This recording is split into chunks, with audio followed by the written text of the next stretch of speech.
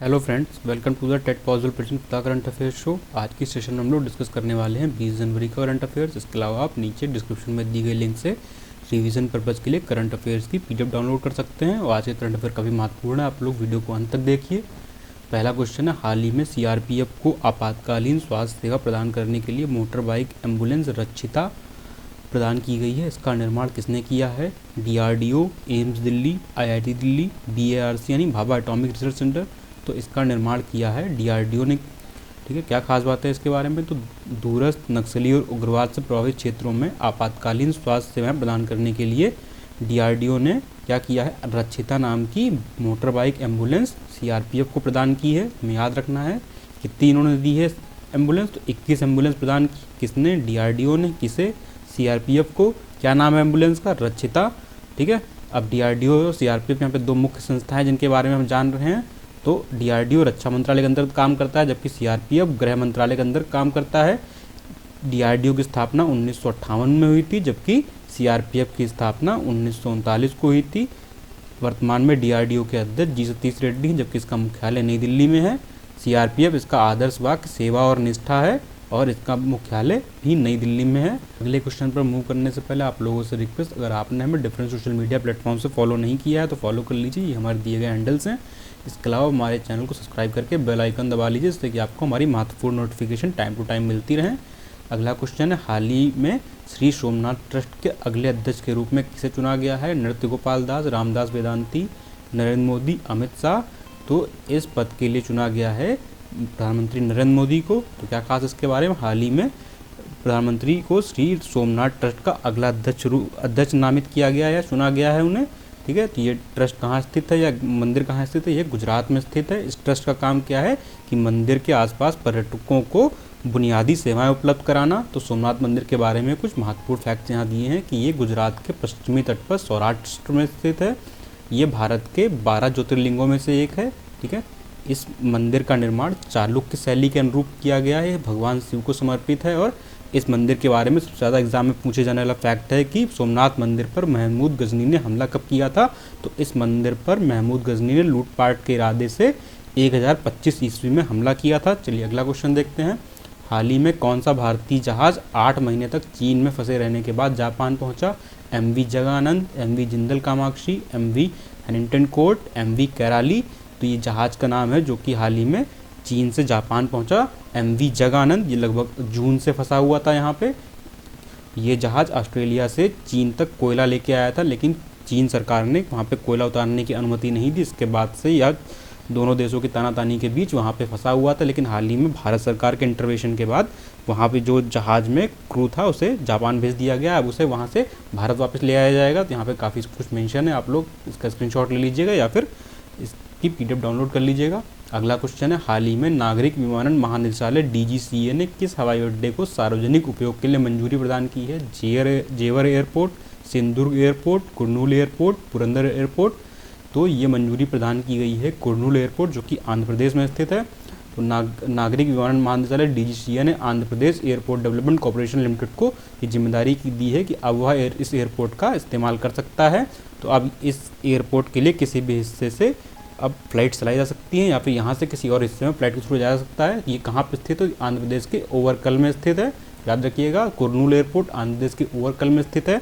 अगर कुर्नूल की जगह एग्जाम में ओवरकल एयरपोर्ट आ जाता है तो आपको कन्फ्यूज़ नहीं होना है, इसका नाम ओवरकल एयरपोर्ट भी है। यहाँ पे कुछ महत्वपूर्ण फैक्ट दिए हैं डीजीसीए यानी कि नागरिक विमानन महानिदेशालय के बारे में। तो इसका गठन विमानन संशोधन विधेयक 2020 के तहत किया गया था। एक वैधानिक निकाय है। इसका काम क्या है? हवाई अड्डों को प्रमाणित करना, पायलटों को लाइसेंस देना, ये सब इसके प्रमुख कामों में से एक है। ये नागरिक उड्डयन मंत्रालय यानी सिविल एविएशन मिनिस्ट्री के अंडर में काम करता है। इसका मुख्यालय नई दिल्ली में स्थित है। अगला क्वेश्चन, हाल ही में एनजीओ बॉर्डर वर्ल्ड फाउंडेशन ने आवेदन दायर कर भारत के सबसे महंगे मशरूम के लिए जीआई टैग की मांग की है। यह मशरूम किस राज्य या यूनियन टेरिटरी में पाया जाता है? अरुणाचल प्रदेश, नागालैंड, जम्मू कश्मीर, दमन व दीव। तो ये मशरूम पाया जाता है जम्मू कश्मीर में। मशरूम का नाम गुच्ची है। इसकी कीमत तकरीबन आधा किलो मशरूम की 18,000 रुपये है। काफ़ी महंगा है ये। तो यहाँ पे मैंने मेंशन किया हुआ है कि जम्मू कश्मीर स्थित एनजीओ बॉर्डर वर्ल्ड फाउंडेशन ने क्या किया है? भारत के सबसे महंगे मशरूम को जीआई टैग के लिए आवेदन किया है। ये कहाँ पाया जाता है? जम्मू कश्मीर के डोडा जिले में उगाया जाता है। इसके अलावा कुछ अन्य जिलों में पाया जाता है, लेकिन इसकी मुख्य रूप से खेती डोडा जिले के समशीतोष्ण जंगलों में होती है। ठीक है, ये इसमें काफ़ी सारे औषधीय गुण होते हैं। इसके अलावा पिछले साल कश्मीर के केसर को भी जीआई टैग प्रदान किया गया था। अगले क्वेश्चन में मूव करते हैं। अगला क्वेश्चन है, हाल ही में किस देश ने ओपन स्काई समझौते से बाहर निकलने का फैसला किया है? भारत, रूस, चीन, अमेरिका। तो ये फैसला किया है रूस ने। ठीक है, हमें याद रखना है रूस अभी हाल ही में ओपन स्काई समझौते से बाहर निकला। इसके कुछ समय पहले अमेरिका भी इस समझौते से बाहर निकला। तो यही कारण था कि रूस ने भी इस समझौते से बाहर निकलने का फैसला किया है। तो इस समझौते की जो नींव थी वो 1955 में पड़ी थी, जब अमेरिकी राष्ट्रपति डॉइट आइजनहावर ने इसे प्रस्तावित किया था। इसके तहत क्या होता है कि जो मेंबर कंट्रीज़ हैं जिन्होंने इस समझौते पर हस्ताक्षर किए हैं वो अपने विमानों के थ्रू, टोही विमानों के थ्रू दूसरे देश की सैन्य गतिविधियों पर नज़र रख सकते हैं। लेकिन जब अमेरिका इस संधि से बाहर हुआ तो रूस को कुछ सामरिक चिंताएं हुई। उन सामरिक चिंताओं के कारण रूस इस संधि से बाहर निकल गया। तो ये संधि 2002 से लागू हुई थी और रूस ने इस संधि पर वर्ष 1992 में हस्ताक्षर किए थे हेलसिंकी में। ठीक है, काफ़ी महत्वपूर्ण है ये अंतर्राष्ट्रीय संबंधों के दृष्टिकोण से। अगला क्वेश्चन देख लेते हैं, निम्नलिखित में से कौन सा G7 देश का हिस्सा नहीं है? रूस, फ्रांस, जर्मनी, इटली। तो इसमें से रूस G7 देशों का हिस्सा नहीं है। ये 2014 तक इस समूह का हिस्सा था, लेकिन 2014 में क्रीमिया विवाद के बाद रूस को इस ग्रुप से निष्कासित कर दिया गया और ये G8 से G7 समूह बन गया। यहाँ पे मेंशन है कि हाल ये भी चर्चा में क्यों है, क्योंकि हाल ही में यूनाइटेड किंगडम ने भारत, ऑस्ट्रेलिया और दक्षिण कोरिया को जून में होने वाले G7 शिखर सम्मेलन में अतिथि देशों के रूप में आमंत्रित किया है।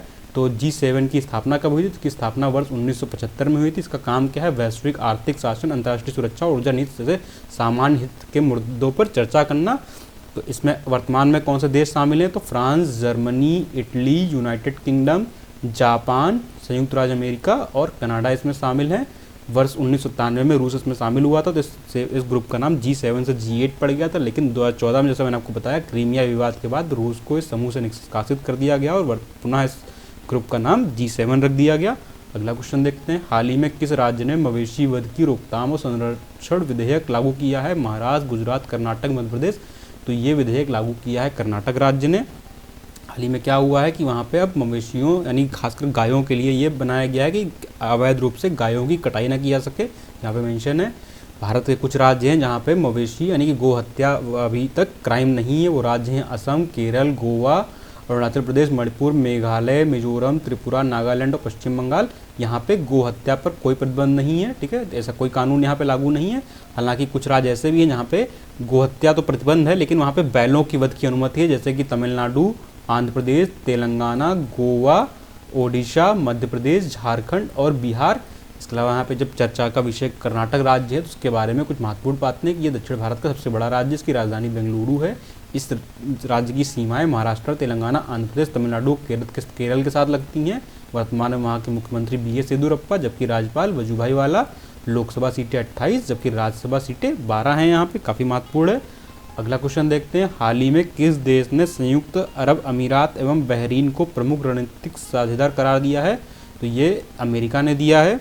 क्या फैक्ट इसके बारे में? हाल ही में अमेरिका ने संयुक्त अरब अमीरात यानी कि UAE, जिसकी राजधानी आबू धाबी है, और बहरीन, जिसकी राजधानी मनामा है, इन दोनों को रणनीतिक साझेदार यानी कि स्ट्रेटजिक पार्टनर बनाया है अपना। अब इस कारण क्या होगा कि आपके जो मिडिल ईस्ट या तुम्हारी अरेबियन कंट्री जो है आपकी, वहाँ पे अमेरिका की पैठ मजबूत होगी और उन क्षेत्रों में अमेरिका को सामरिक हेल्प प्राप्त होगी UAE और बहरीन के द्वारा। ठीक है, अगले क्वेश्चन तरफ मूव करते हैं।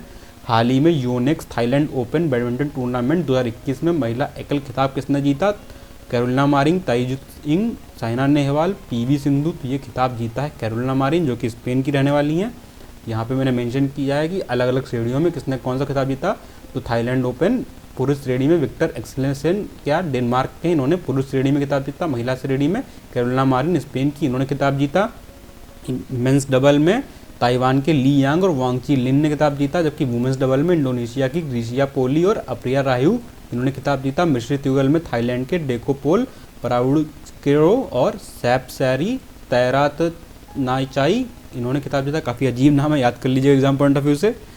अब हम देखते हैं आज के प्रमुख वन लाइनर्स। हाल ही में किस राज्य में वन स्कूल वन IAS योजना शुरू हुई थी? ये केरल राज्य में हुई। इस योजना की शुरुआत वहाँ के राज्यपाल आरिफ मोहम्मद खान ने की। पर्यटन को बढ़ावा देने के लिए कौन सा राज्य 100 डे इन हेवन नाम का रियलिटी शो आयोजित करवा रहा है? तो ये आयोजित करवा रहा है उत्तराखंड राज्य, और इस रियलिटी शो को होस्ट करेंगे बॉलीवुड के अभिनेता अमिताभ बच्चन। भारत में कोविड-19 वैक्सीन प्राप्त करने वाले पहले व्यक्ति कौन बने, तो ये बने हैं मनीष कुमार। और अगला है इसमें क्रम में कि भारत सरकार ने सुभाष चंद्र बोस की जयंती को किस रूप में मनाए जाने का फैसला लिया है, तो पराक्रम दिवस को मनाए जाने के रूप में फैसला लिया है।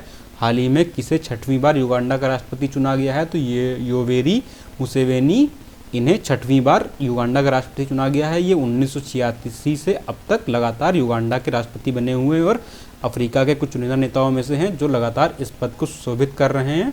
तो ये आज के प्रमुख करंट अफेयर और वन लाइनर्स थे। इसके अलावा हमारे फेसबुक पेज पर जा सकते हैं जहाँ पे एग्जाम रिलेटेड काफ़ी ऑथेंटिक सामग्री पोस्ट की जाती है और डेली करंट अफेयर क्विज जो कि इन्हीं क्वेश्चंस के स्टैटिक पोर्शन रिलेटेड होता है पोस्ट किया जाता है। तो लिंक नीचे डिस्क्रिप्शन में, आप वहाँ जा सकते हैं। आपको हमारा इनिशिएटिव कैसा लगा? अगर अच्छा लगा तो हम वीडियोज़ को लाइक कीजिए, हमारे वीडियो ज़्यादा से ज़्यादा शेयर कीजिए, हमारे चैनल को सब्सक्राइब करके बेल आइकन दबाइए।